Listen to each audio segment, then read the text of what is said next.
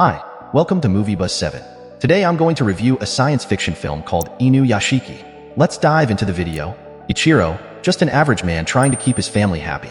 But his family, they treat him like garbage, no respect at all. Ichiro decides to upgrade their living situation and buys a new house in a swanky neighborhood, all for their sake. His kids, Mari and Takashi, go nuts when they see the huge house, thinking it's their new dwelling. But it's actually the tiny one on the side. Poor Ichiro did his best, hoarding and saving for years. But his ungrateful kids couldn't care less. To lighten the mood, Ichiro tries to tell them he got their favorite grub, but nobody even pays attention. They just bounce and head out to eat somewhere else, leaving poor Ichiro to chow down all alone. One day he works late, and then returns home. As he's walking through a dark alley, he spots a gang of thugs beating up some poor dude for money. He thinks about stepping in, being the hero and all. But fear takes over, and he chickens out. Right then, he catches Mary watching him, disappointment plastered all over her face. She lets him have it, calling him a coward before storming off. Back home, Ichiro just sits in front of their house, pondering the meaning of his life. And then out of nowhere, a dog comes strolling up, looking for new home. The collar reads, "Her name is Hanako. Please take good care of her." Poor Ichiro feels bad for the pooch, but his wife doesn't want to let the dog in and asks him to get rid of it. She also hands him his medical report, saying he needs another checkup. The very next day, Ichiro heads over to the hospital, only to receive a devastating blow. He's diagnosed with third-stage cancer, and it's spread throughout his entire body.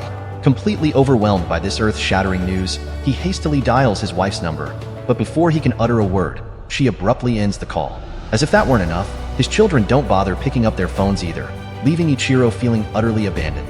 In a state of despair, Ichiro takes Hanako, his loyal dog, for a walk, pondering whether his family will shed a tear when they finally learn about his terminal illness. With a heavy heart, he leaves Hanako by the roadside and makes a desperate escape to a nearby park, seeking solace in its serene surroundings. However, to his astonishment, Hanako refuses to be separated from him and follows him there. In a moment of vulnerability, Ichiro breaks down into tears, offering heartfelt apologies to his faithful canine companion. As he weeps, his attention is drawn to a man sitting on a park bench just in front of him. Suddenly, a brilliant light illuminates the sky, growing larger by the second. Before Ichiro can make sense of the situation, a massive object hurtles down from above, tragically striking both him and the man beside him, resulting in their instantaneous demise. However, Ichiro's story doesn't end there. Astonishingly, he awakens the following day in the very same park where he had met his untimely end.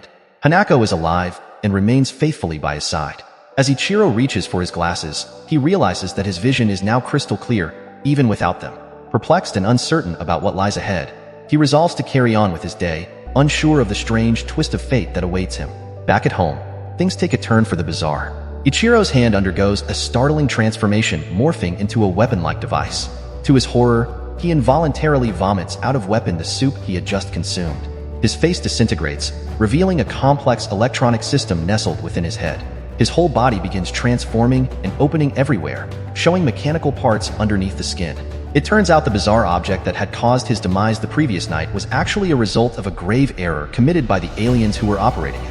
In their attempt to rectify their mistake, they resurrected Ichiro as a machine infused with emotions.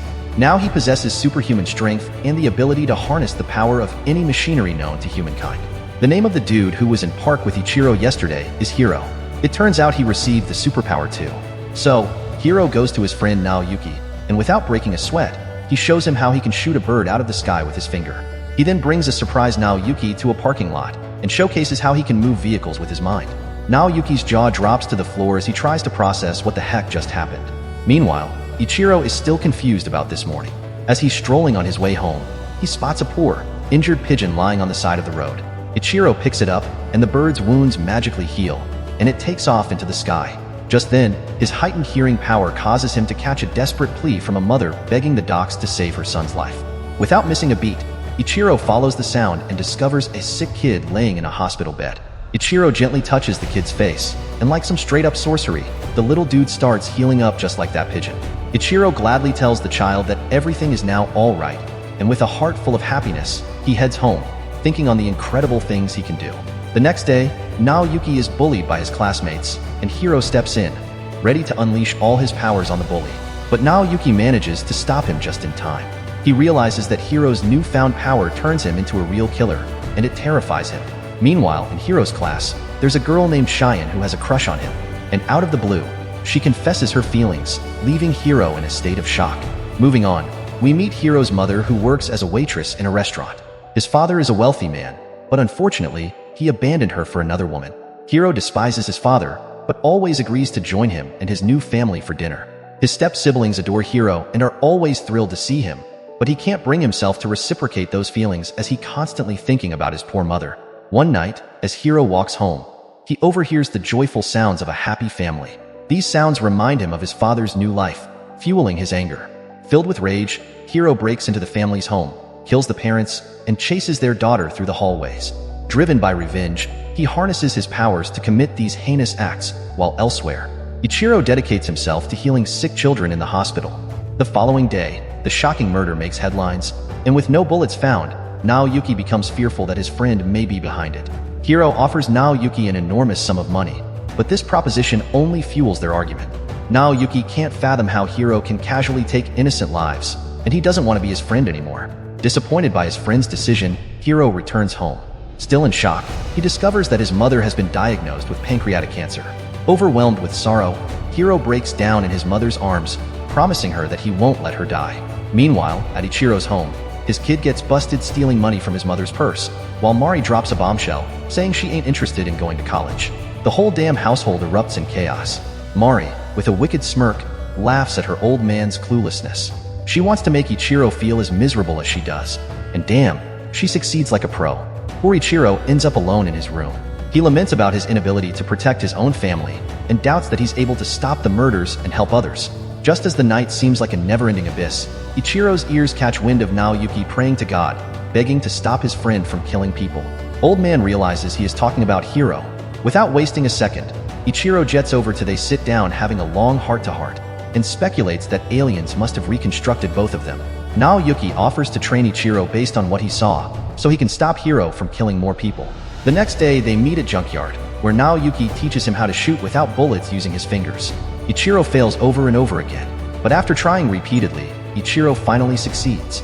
Meanwhile, Hiro and his mother find themselves at the doctor's office. The doctor shocks them both with unexpected news. Cancer cells have disappeared without a trace. As they make their way back home, their path is suddenly blocked by a group of 6 policemen. It seems they are here to interrogate Hiro regarding a series of gruesome murders. Hiro's mother, confused and concerned, questions the officers what her son is accused of. Hearing this, Hiro takes off running. Though the policemen manage to catch up to him, Hiro shoots 3 of the officers, leaving no doubt that he is behind the murders. Then he activates his jet engine and flies away. The next day, his face graces the news, branding him as a dangerous criminal. On the same day, Hiro's friend Cheyenne discovers him standing on a bridge. She doesn't believe he's a murderer, so without hesitation, she offers him refuge in her home where she lives with her grandmother. Meanwhile, Ichiro has honed his skills, becoming a master of finger-based shooting. He becomes thirsty again and grabs the sodium drink from the box. Naoyuki speculates that the water must serve as a fuel for their bodies. However, Ichiro begins feeling pain from his body and shoots out the liquid just like he did last time with the soup. Naoyuki quickly realizes that it may be the sodium contents that's causing his body to malfunction, and they may be able to use this to their advantage later. Since Hiro in hiding, the media starts attacking his mother. She gets threats on the internet and is harassed on the streets. With no way to protect her, Hiro can't help but cry. Unable to bear the weight of guilt any longer, his mother commits the unthinkable. The devastating news reaches Hiro through a news channel, shattering him to his core.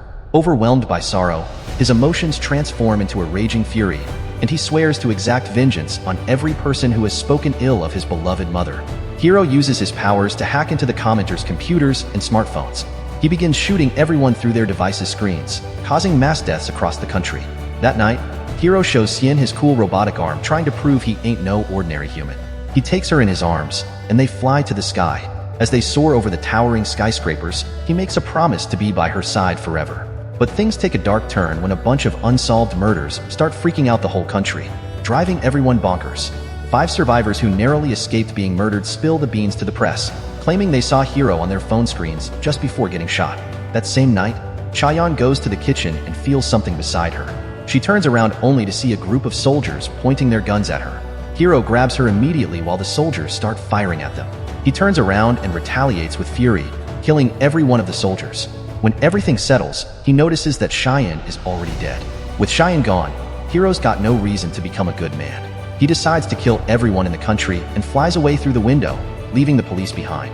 Ichiro finds out about Hiro's sinister plans and pleads with his family to ditch their smartphones and just stay home for the day. But as per usual, they ain't exactly keen on listening. Meanwhile, Hiro hacks every single smartphone in Tokyo. He broadcasts a message declaring an all-out war against Japan. He's hellbent on wiping out everyone, all 120 million people. No time to waste. He starts shooting through a massive billboard, and within a minute, hundreds of people drop dead and the city goes into utter chaos. Ichiro manages to hijack the signal, and Naoyuki urges everyone to discard their phones.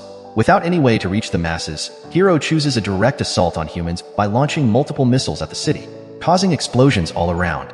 In the midst of chaos, Ichiro locates Hiro and attempts to convince him to stop. However, his words prove futile. As they zoom through the city, Hiro follows closely behind the old man. He unleashes a barrage of missiles, but somehow, Ichiro manages to dodge them, leaving explosions right behind him. They dash through an underground tunnel, and Ichiro almost gets smacked by oncoming cars. As they get closer to Mari, the old man begins hearing her desperate pleas for help. Her building has been hit by one of the missiles. The old man rushes towards his daughter, but Hiro catches him off guard, attacking from behind.